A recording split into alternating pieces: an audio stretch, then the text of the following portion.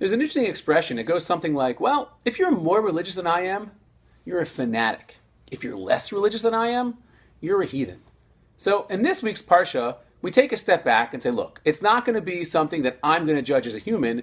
God himself comes to Abraham and says, look, there's a society that I, the Lord, deem evil. Not that you've determined is evil, but I have determined is evil. And what I would like to do is I would like to destroy it.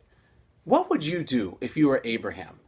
Well, you'd say, God, why do you think they're evil? God will say, well, if people come by and they ask for money, they're not given money. If you're found distributing alms to the poor, you are killed. It is forbidden to host anyone overnight in this city. It is a very, very dysfunctional and wicked society. So what would you say if you're Avraham Avinu? What would you respond? Listen, God, you're the creator of the world. You know what's good for the world. If they are wicked, do what you got to do.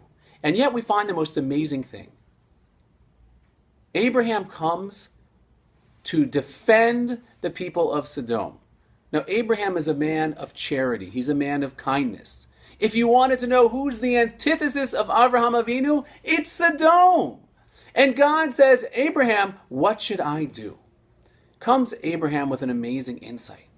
He tells us it's possible to hate the person's actions, but love the person.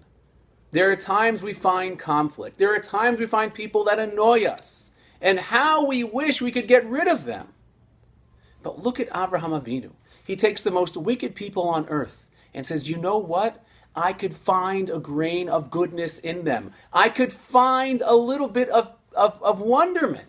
There must be something special in them. And he tries to defend them. There's an expression we find in Pirkei Avot, the Ethics of the Father. It is, Havedan et kol adam l'chaf zchus.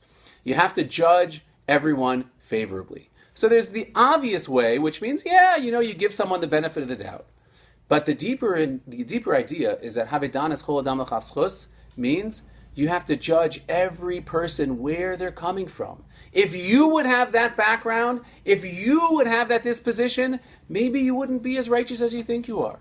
So we learn from Avraham Avinu this amazing message that no matter how bad people are, you could always find a grain of goodness in them. Good Shabbos.